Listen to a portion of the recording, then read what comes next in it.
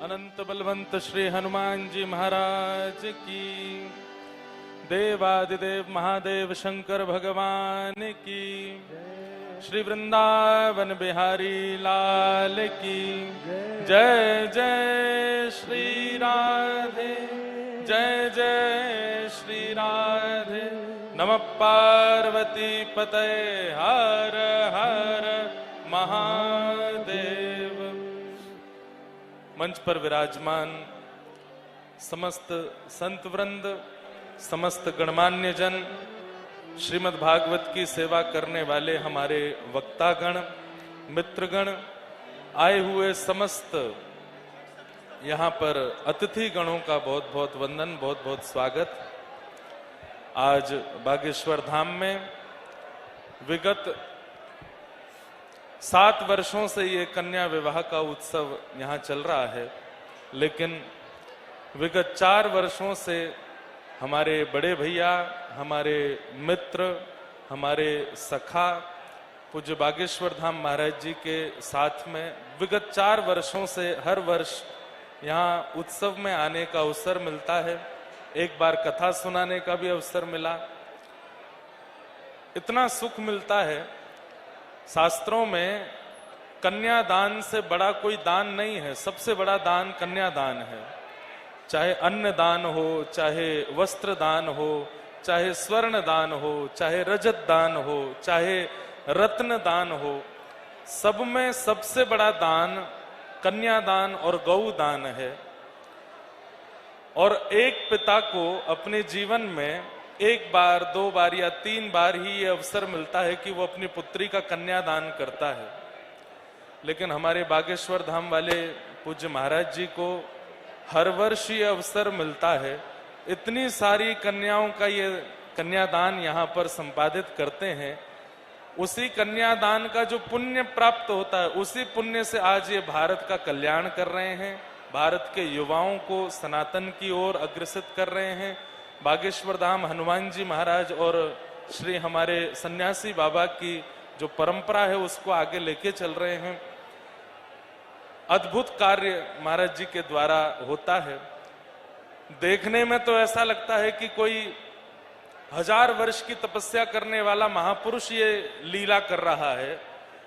ऐसे गड़ा ग्राम में, ऐसे बिल्कुल एकांतिक क्षेत्र में इतना बड़ा जैसा कुंभ जैसा लगाना कोई बहुत बड़े उम्र के व्यक्ति की संभावना लगती है। लेकिन मात्र हमसे 1 महीना बड़े हैं हमसे 1 महीना बड़े हैं। 28-29 वर्ष की आयु में, जिस वर्ष में व्यक्ति संभलना सीखता है, जिस वर्ष में, जिस उम्र में व्यक्ति ये चिंतन ही नहीं कर पाता क्या करना है क्या नहीं करना, उस उम्र में आकर के अपना विवाह ना करते हुए कितने सारों का विवाह करवा रहे हैं ये इनका बड़प्पन है।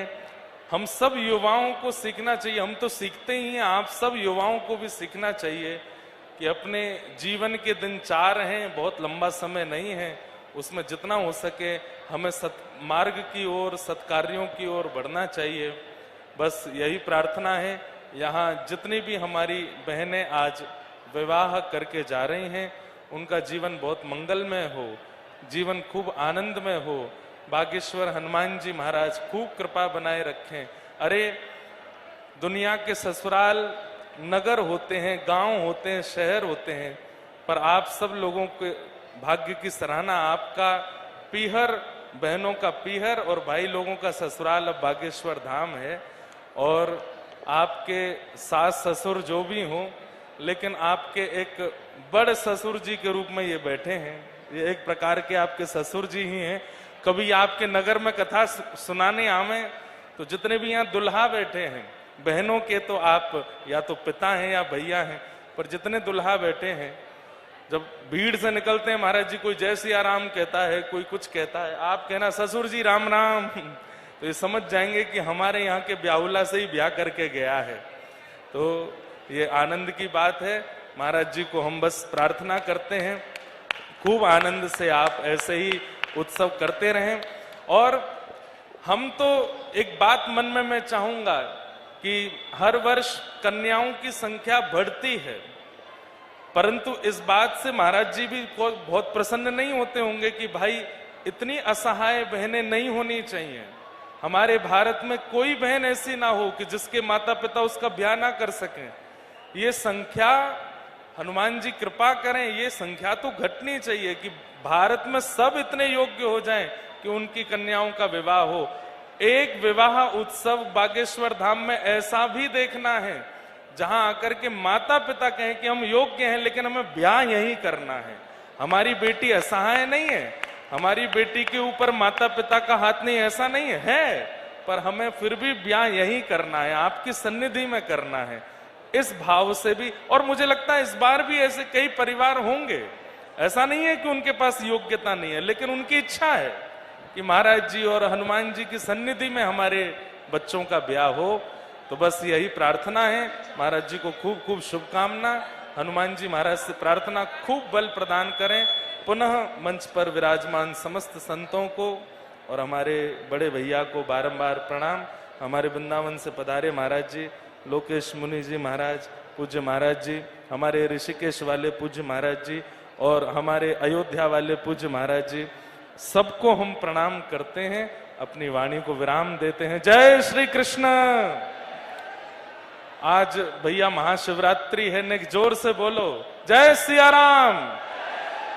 नमः पार्वती पतये हर।